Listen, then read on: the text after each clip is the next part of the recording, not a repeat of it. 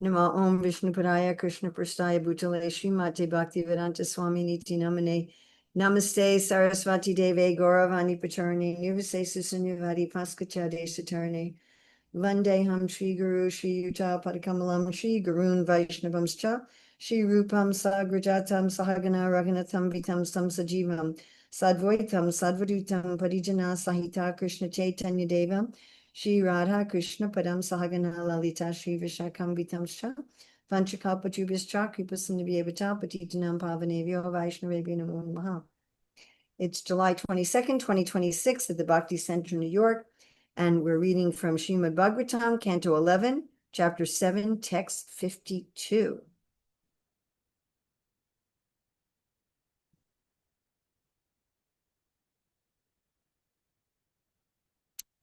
Nati sneha prasangova kartavya kvapi kenachit kuravan vindeta santapam kapota eva dinadi. Na, not. Ati sneha, excess affection. Prasanga, close association. Va, or. Kartavya, one should manifest. Kva api, ever. Kenachit, with anyone or anything. Kurvan, so doing. Vindeta, one will experience. Santapam, great distress. Kapota, the pigeon. Eva, just as. Dina di, cripple-minded. Such nice words here. Tapa means austerity, voluntary austerity, but it can also mean involuntary austerity. So santampan, a lot of it. Dina means poor. D means meditation. You've got lousy meditation. So the BBT translation, one should never indulge in excessive affection or concern for anyone or anything. Otherwise, one will have to experience great suffering, just like the foolish pigeon. BBT purport. The Sanskrit prefix ati, or excessive, indicates affection or attachment in which there is no Krishna consciousness. Lord Krishna says in the Bhagavad Gita 5:29, Suridam sarvabhutanam. The Lord is the eternal well-wisher of every living being. The Lord is so affectionate that he sits in the heart of every conditioned soul and accompanies him throughout his endless wandering in the kingdom of Maya, patiently waiting for the conditioned soul to come back home, back to Godhead. Thus, the Lord makes all arrangements for the eternal happiness of every living entity. The best way for anyone to show compassion and affection for all living beings is to become a preacher on behalf of Lord Krishna and assist the Lord in reclaiming the fallen souls. If our affection or attachment for others is based on bodily sense gratification in the name of society, friendship, and love, that excessive unwanted affection, ati sneha, will cause burning pain at the time of the breaking or the destruction of the relationship. So tapa also means burning. Now the story of the foolish pigeon will be narrated. A similar story is described in the 7th canto, 2nd chapter of Srimad Bhagavatam, told by Yamaraj to the mourning widows of King Suyagna. Nati sneha prasangova kartavya kvapi kena chit kurvan vinde hasanta pan kapote eva dina di. One should never indulge in excessive affection or concern for anyone or anything. Otherwise, one will have to experience great suffering, just like the foolish pigeon. Whoa. Okay, well, this sounds almost Buddhist, doesn't it? Don't have too much attachment, right, for anyone or anything ever. Otherwise, you're going to have a lot of tapasya. You're going to have a lot of austerity. And we have a problem, though. So some of you may be aware that some years ago it was discovered that if human babies get physical care, but not any physical affection, that they will get sick and die. And there was some research, there was an orphanage and lots of babies in the orphanage, not a lot of caregivers. And the babies by the doors thrived and the other ones didn't. And what they discovered was when people went in and out of the room, they would show some affection to those children and not to the others. If you take baby monkeys, like they've done, these horrific experiments they do with animals, they did this experiment with baby monkeys where they would raise some baby monkeys without any other monkeys. And one of them had like a furry doll that gave milk, and one of them had a wire doll that gave milk. And the one that had the wire doll that gave milk became psychotic. And as I say, human babies will actually die without affection. And if there's people that don't have any attachment, we call them psychopaths or sociopaths. I mean, people who can't feel attachment, people who can't feel normal human emotions, who just don't. What does attachment mean? Attachment means you care. It matters, right? Like I have some attachment to my phone. It matters to me. Where's my phone? Right? If it breaks or I lose it, it's like, oh no, now what am I going to do? That's attachment. You care. It matters to you. That's what it means to be attached. People who don't care are, as I say, sociopaths, psychopaths. The lesser degree of that is the narcissist. And those people, they don't have a very happy life. And not only that, they tend to cause so much misery to others. However, the point is being made here that attachment causes misery. If you have a lot of attachment, you have a lot of misery. Excessive attachment, a lot of suffering. And I mean, that's also practically true. If I'm too attached to my phone, if I'm overly attached to my phone, and if I lose it or it breaks and I start yelling and screaming and throwing things, that's going to cause me a lot of problems. If I'm just like, oh, where's my phone? Right? So a kind of a moderate amount of attachment seems to me called for, but this is very confusing. And again, this kind of verse seems to indicate more of a Buddhist mentality that, okay, I don't want any attachment. By the way, bhakti is not the path of detachment. Bhakti is the path of attachment. Bhakti is actually the path of attachment. So we're going to be taking a look at that. So first of all, what is this discussion about attachment? There's a lot of discussion about attachment throughout the Vedic scripture, and that's because our attachments determine our lives. Our attachments determine our lives in the present. Our attachments also determine our future life.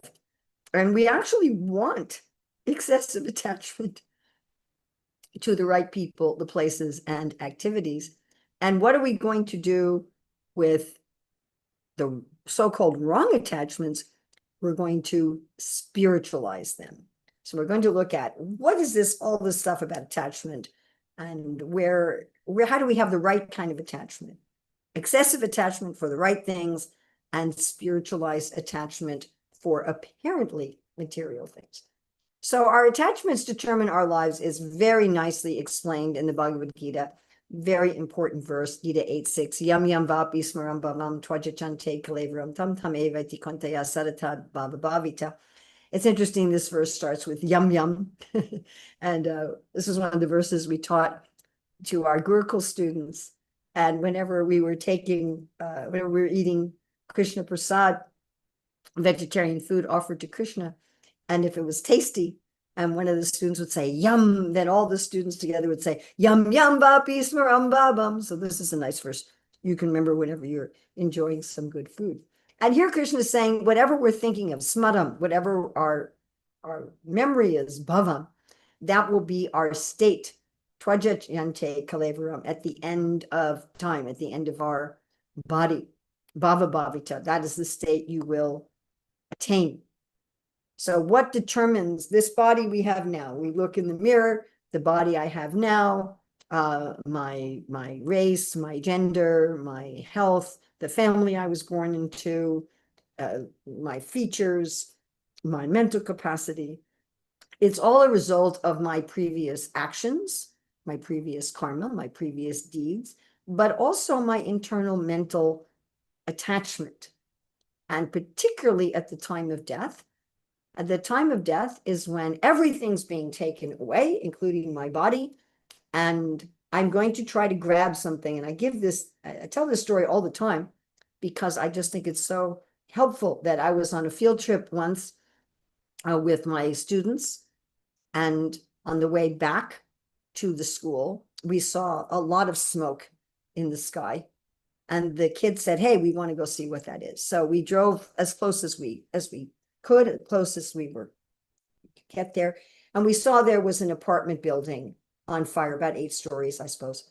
And once the fire trucks had put out most of the fire, then I was able to bring the kids. We were all able to go right up next to the building.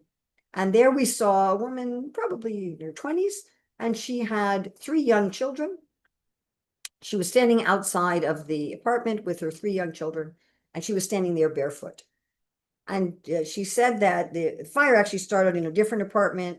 It was a kitchen fire. It went up through the walls. And when she saw the fire coming out of the walls, she just grabbed her kids and ran out the door. She didn't bother to put on her shoes. She didn't grab her wallet. She didn't grab, her photo album. She just grabbed her children.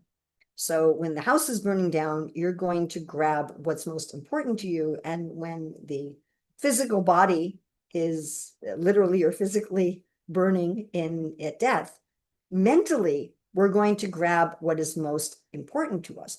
One way we can have some idea of what that might be is when there's difficulties in life. What do I grab onto mentally? Where do I go mentally? Where do I go for shelter? That will be our most important attachment, right? What I want to make sure I take with me. At the same time, so that's the importance of attachment. They determine what we're going to be, right? If I'm most attached to my dog, then maybe I'll become a dog in my next life, or maybe I'll be in some situation where there's many dogs, or, if that's my focus. We have the very important story in the Bhagavatam of King Bharata, who actually was a great sage. He had become a great sage. He renounced his kingdom as soon as someone else was qualified to run it, and he went to do meditation in the forest. And he became very attached to an orphan baby deer.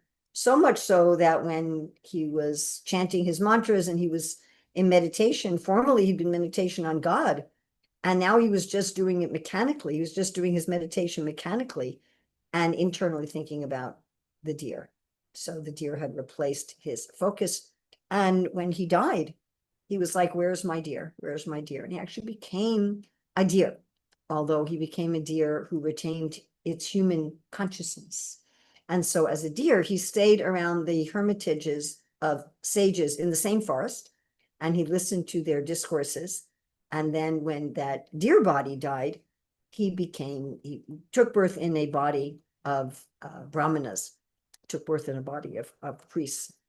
And in that life, he was like, I'm not going to get attached to anyone or anything other than God. And so he pretended to be blind, deaf, and dumb. He pretended to be also intellectually impaired so that nobody would bother him. So that it is a fact. Whatever we're attached to is going to determine our future. It's going to determine our life right now. We're going to spend our time, energy, money, care, thought on whatever we're attached to. All right. Is there any place we should put excessive attachment? So much attachment that it's going to structure our lives. So I thought I would refer here to a nice verse. I'm going to share this with you. This is from the Sri Manasiksha of Raghunath Das Goswami. And in this Sri Manasiksha, he's giving instruction as it's a step-by-step instruction. We've published a translation of Sri Manasiksha, which is available on Amazon in printed book and in ebook. And I think it's somewhere as an audiobook. So this is his first verse. This is a series of instruction how you can attain spontaneous devotion for Krishna in Vrindavan. So this is verse 1.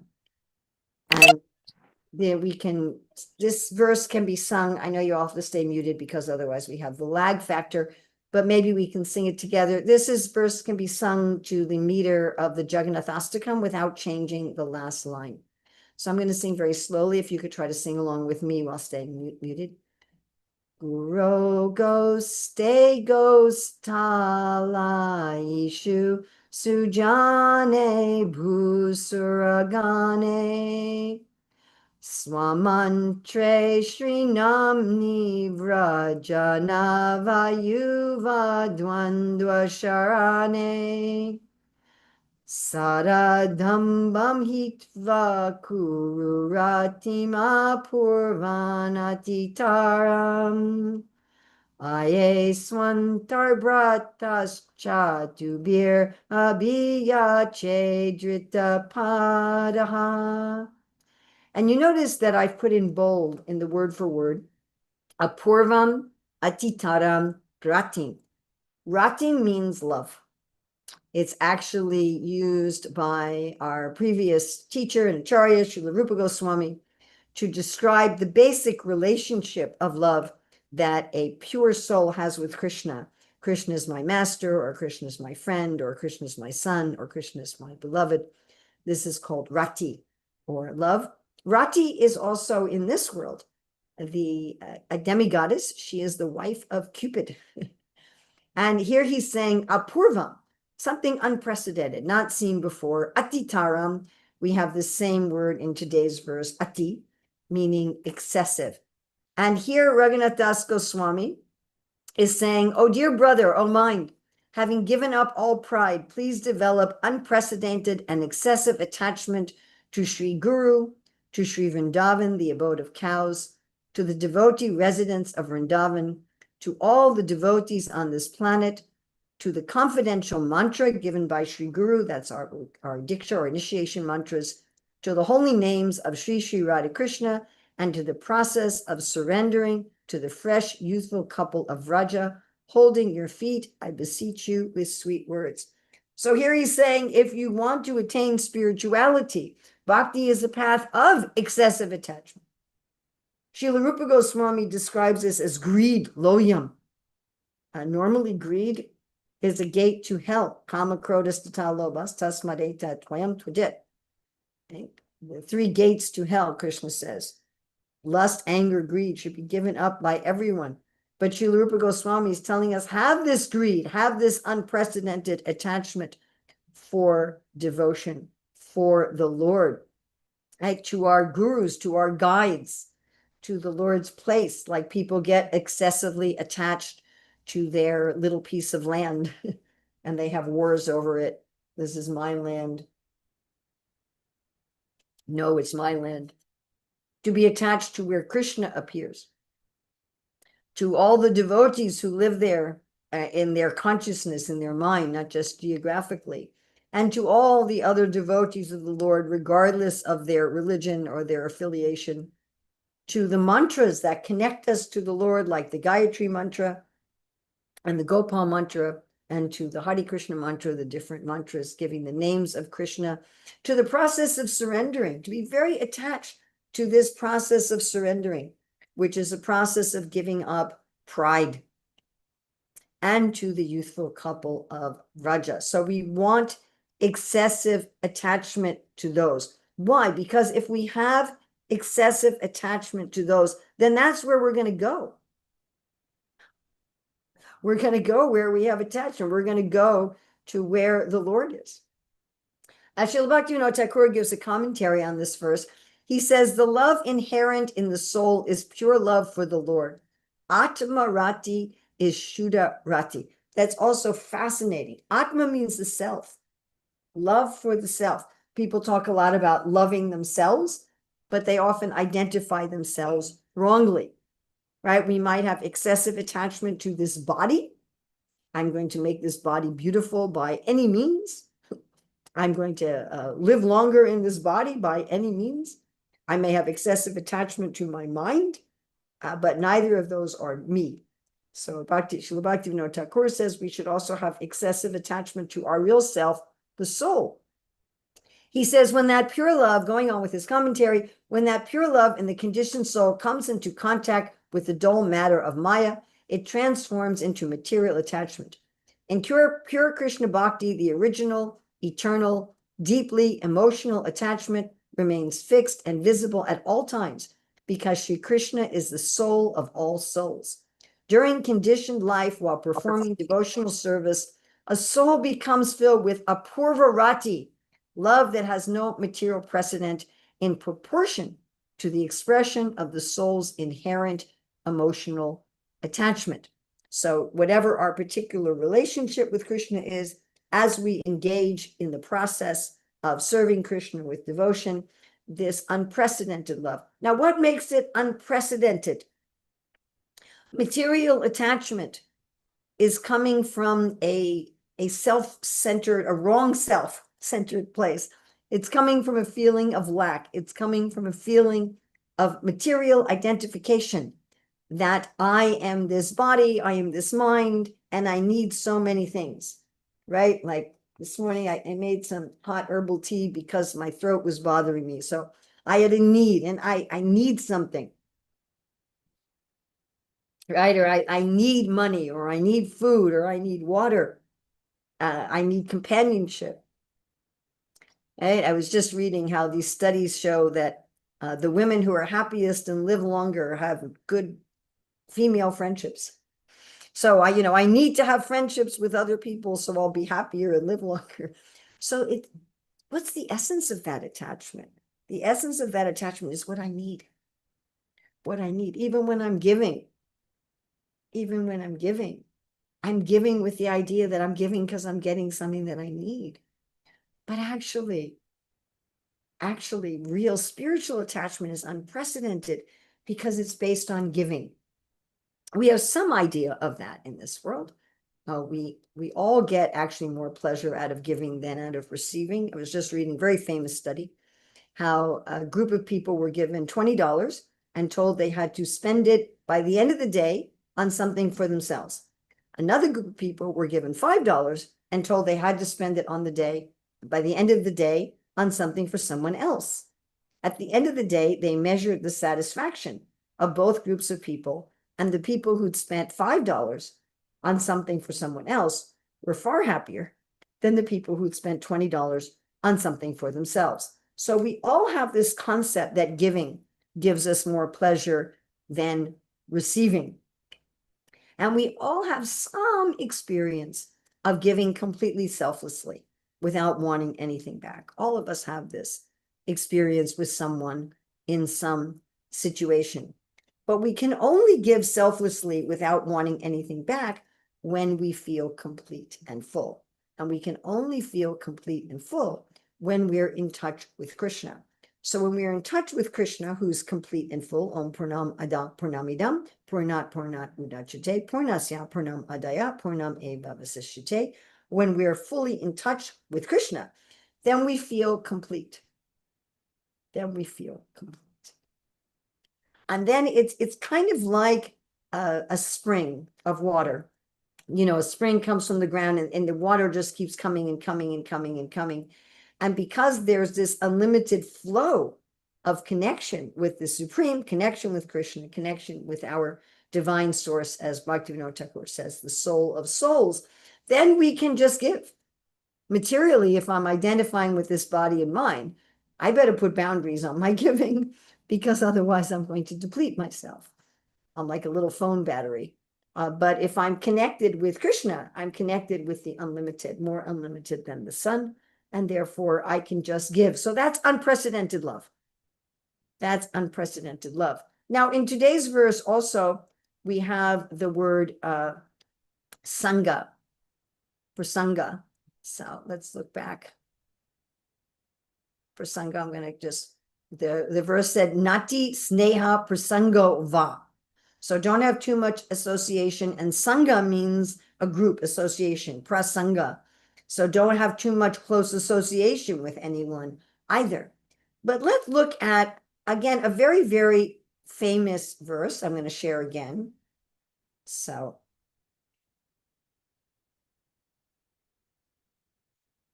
this is a very famous verse about association. Satam prasangam mama virya samvido bhavanti rit karna rasayanam kata tajyoshanad asva pravarga bhartmani shraddha bhatir bhakti anu kramishati. This verse spoken by Lord Kapila Dev. Prasanga, same word that's in today's verse that we're studying. Satam prasanga.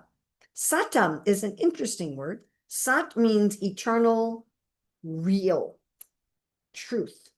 Those who are filled with eternal, real truth, we should associate with them.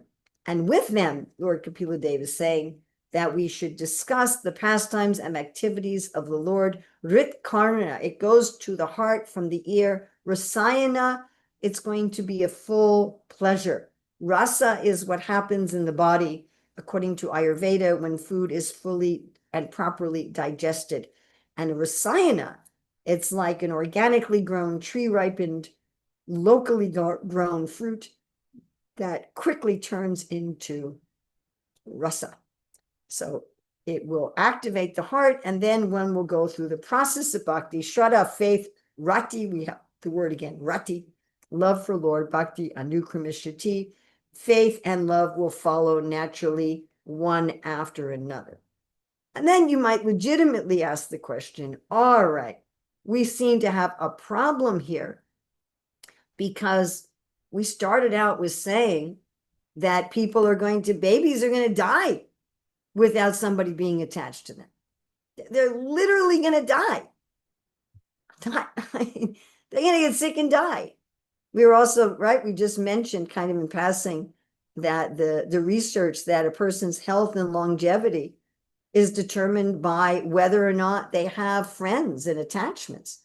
I mean, that's, nowadays when you go for your annual physical at the doctor, they also ask, hey, do you have any social interaction?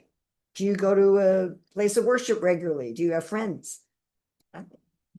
Scientific. We need to have attachments, but wait, we're told only to have these spiritual attachments, not to closely associate or have any other attachment.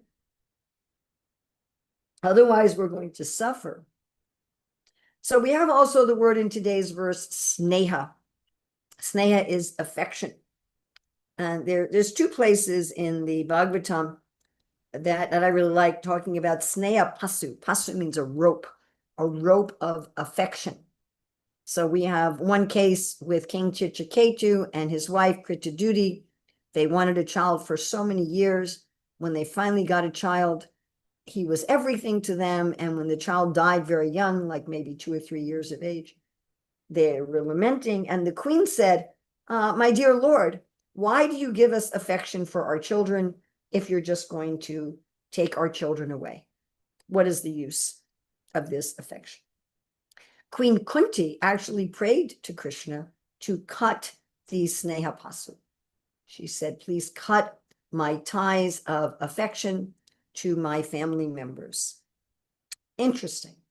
Now, what Srila Prabhupada says in the teachings of Queen Kunti, this is actually from a lecture, in verse 42, which is not a commentary on that verse, but on the verse where she says, like the Ganges forever flows to the sea, my Lord, let my attachment be to you and not be diverted to anyone else.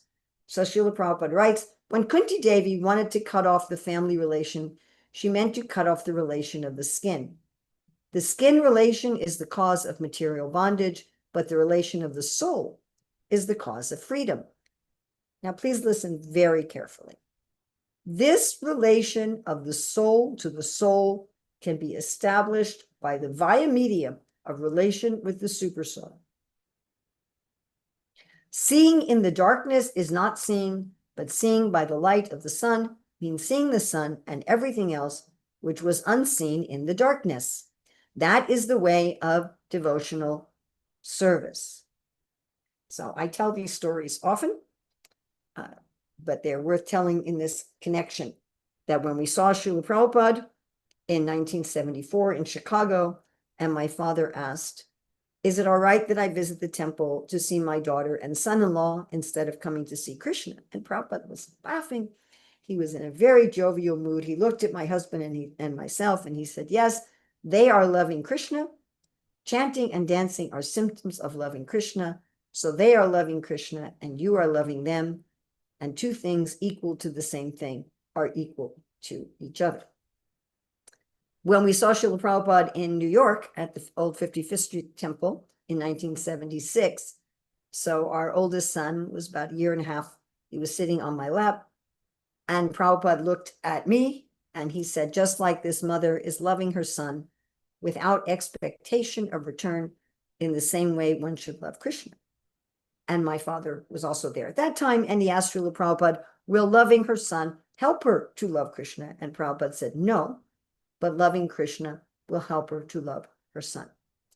The magic, mystical, amazing thing is if we only love Krishna properly, actually, not in some fanatic way, but if we have real excessive love for Krishna, we will see that all living entities are part of him, that everything is part of him. And then we will properly love everyone in a way that will not cause us suffering. We'll be so full that we will not, with that kind of excessive attachment, have any kind of suffering. When we have the kind of excessive attachment where I feel that other people or things have to meet my needs, then I will suffer a lot. First of all, the things in this world, anything separated from Krishna will not fully meet my needs. If you haven't figured that out yet, I'm sure you will. Even if they try to fully meet my needs, they're not going to be able to do it. I mean, it's such a simple thing. I can give you an example of my granddaughter's making her own yogurt. She said, Grandma, don't buy yogurt anymore. I'm making yogurt.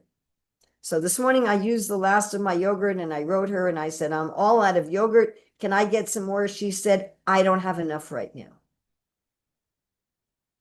But it's like that with everything. She loves me. She wants to give me yogurt, but she doesn't have enough right now. What to speak of when people intentionally betray us? So if my attachment is like that, I'm going to be suffering. And the greater my attachment, the greater the suffering. But if my attachment is to the soul of souls, my source, the whole of which I am a part, and I am filled with my love for Krishna, and then I love everyone as an outpouring of that giving, then even if people can't give me anything that I need, even if people betray me, it won't matter. It won't cause me suffering. So if I want to know, where's my real attachment? Where does my mind go? Where do my desires go? Where do I spend my time? On what do I spend my money? Where do I give my energy? What will I hold on to when everything else crashes? That's the nature of my real attachments. So we have 10 minutes. If anybody has questions, comments, additions, subtractions, chastisements, anything good in this class was by the mercy of Srila Prabhupada and our previous acharyas in the scripture. Any mistakes were mine. Please take the good and either ignore or correct the mistakes. Hare Krishna, what an extraordinary class. A very important point about, appropriate attachment, the need for some kind of affection expression, but how it can be misdirected. And I wanted to share something I observed, and you could probably tell me whether this is valid or not. I was in a program in the Bhakti Center, and there was this little girl, maybe, I don't know, can't estimate, maybe 2 years old, maybe less. And she was with the mother, and then she got up and she went a little ways away and then back to the mother. Then a little later in the program, went on for a long time, she went a little further and then a little further. And all that. So kids are like that, they are going to become more capable of maintaining themselves, need less from us.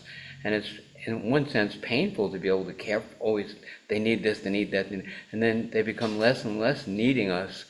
And the affection that a parent has, um, and can be expressed by letting them go, and actually rejoicing in the fact that they're growing up. We're not just like trying to cling on to them and hang on to them and keep them in a dependent state. So have you experienced like that also, that love has many faces, that sometimes love is affected, is expressed by uh, deeply caring and holding on, and sometimes real love, especially in Krishna consciousness and devotional service, is by letting them go. Because a friend of mine was from Alachua, and he told me, you know what, I'm having difficulty now, and I think I have no friends. I don't have a single friend. I said, you can't have a friend like have a toaster. You can be a friend to everyone, but we don't have a person. I have a wife. Do you want to have a wife, or do you want to be a husband? Do you want to have a husband, or do you want to be a wife? Do you want to be a servant of that person? And Prabhupada said, I love you means I love you for you. I don't love you for what I get from you. So that's, love is like that, giving. I'm sorry. Absolutely, absolutely. But the only way to fully do that is to be full with love for Krishna. Right. If we try to do that without being full of love for Krishna, after a while, we won't be able to maintain it. Very good. So if I'm feeling empty inside, the famous Christian theologian Thomas Merton said everyone has a God-shaped vacuum in their heart. If I'm feeling empty inside, I will want to have you. I will, because I'm looking for that completeness. And I will get into some degree and some extent of using and exploiting. Therefore, Prabhupada says that what passes for love in material consciousness is lust, to some extent, to some degree. So it can't be done artificially. We'll have some glimpses of it. We will have some moments of it. But to stay in that state, we have to connect with our source. There's just not an alternative for that. And a simple analogy, right? My phone has a limited battery. It can give and give and give and give and give, and then eventually it has to be charged. Now, if it's plugged in all the time, then it can just give. So if I try to give on my own account, if I try to give selfless love on my own account, I'll become exhausted. And when I become exhausted, I'll become very selfish. I'll turn I'll switch to selfishness when I become exhausted by giving. I'll start becoming protective. But if I'm plugged into the ultimate source, then I can genuinely give. Therefore, Krishna tells the gopis, be satisfied by your own love. I can't repay you. Krishna says this, I can't repay you. Because when I have real love, real spiritual love, that in itself is satisfying. I don't really need anything back. I'm happy at the happiness of the other, whether I so-called have them or I so-called let them go. My happiness is Krishna happy with my dealings with this other jiva? Is Krishna happy with my dealings with this object and so forth? Thank you so much. Wonderful, wonderful contribution. Anybody else? Thank you, Mataji. Good morning, Hare Krishna. I never heard you lecture, but honor meeting you. So many great analogies. I like your style, the way you bring analogies, like the phone, plug it in, or your granddaughter, like you said. If you have, then you give, but if you don't, then you cannot give.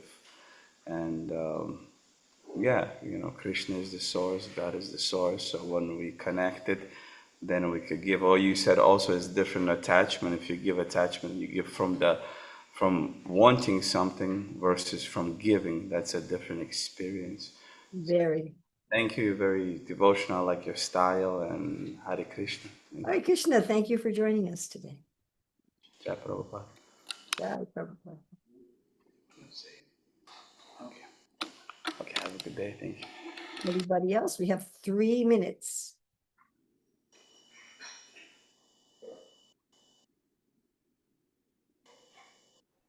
Urmila Devidasi, thank you so much for sharing those intimate family moments that your children and your parents were able to spend with Prabhupada. That's unique. And could you tell us, do you have any more stories where Prabhupada relate to family members?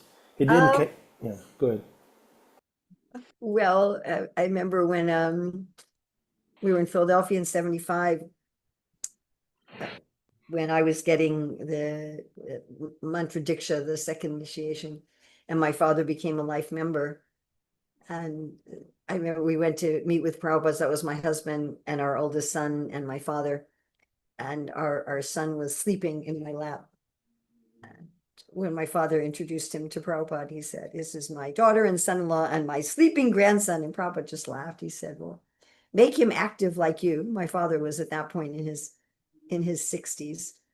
And later that day, when I went to get the mantras from Srila Prabhupada, that was the first time that our son was awake when we met Srila Prabhupada.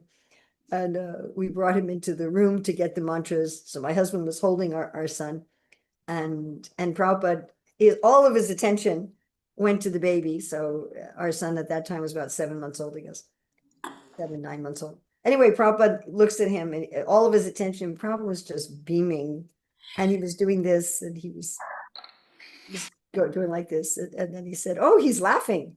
He said, "He's very intelligent," and actually, he is very intelligent. Our son Murari, who's 51 now, almost 52. He said he's very intelligent, and he said, and he's very fortunate. And I thought, definitely, he's very fortunate. I thought he's going to be in the room when Srila Prabhupada gives me the Gayatri mantras. So he's also going to hear the mantras. So that's, but we met with Prabhupada several times, but I don't. Wow, but if you're this is talking about amazing. specifically in terms of family, So Srila Prabhupada never showed this callousness or this spiritual bypass, and this is not, these are not your children, you know. No. no, Don't be too attached. He never said anything like that. never. So it all can be dovetailed with our Krishna consciousness. If it's done properly, yes. One has to be careful. One has to be careful.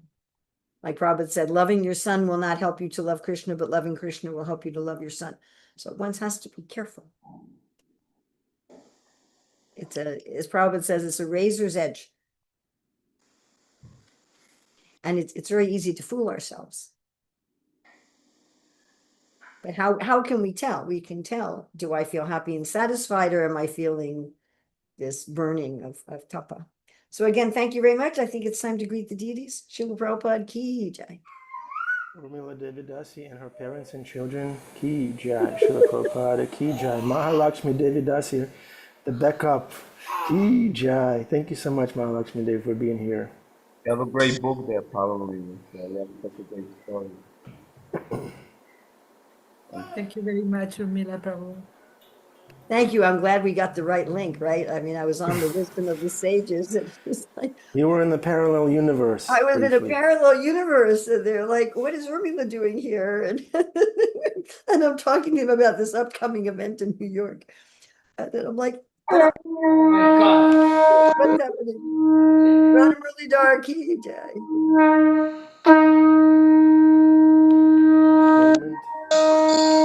Moment. Please turn on your cameras if you can.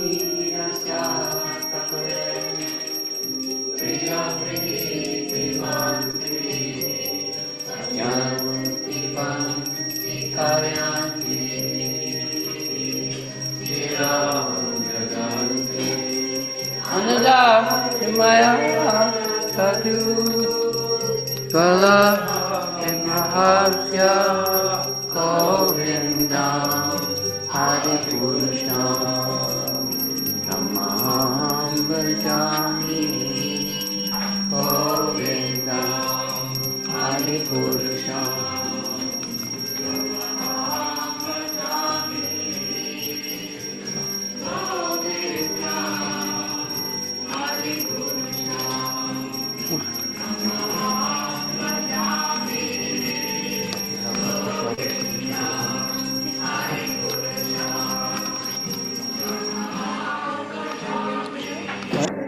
Thank you, Adipurusha Prabhu, for facilitating the darshan. Karen, does love in Krishna help you love Annabelle and Isaiah?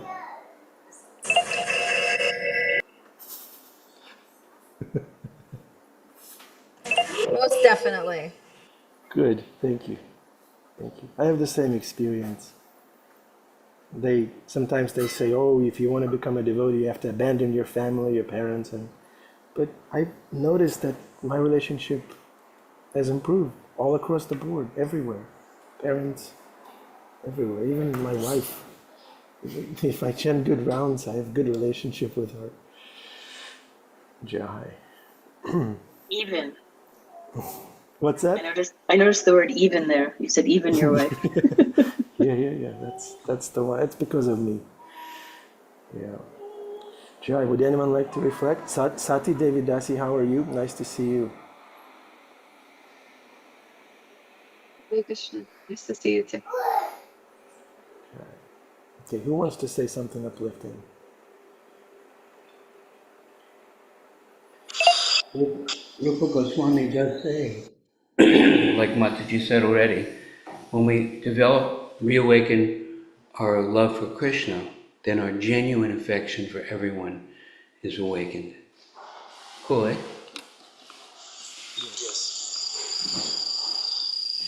We just need to keep the main thing, and then everything else and everyone else will fall into place properly by Krishna's grace. Fall into place by Krishna's grace. Okay, Annabelle, Isaiah, Sage, and Sky, if you are here, please.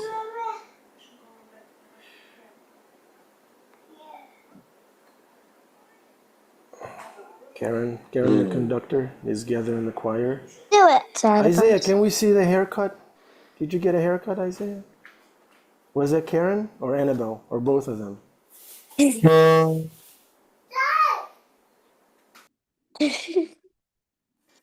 chant loudly.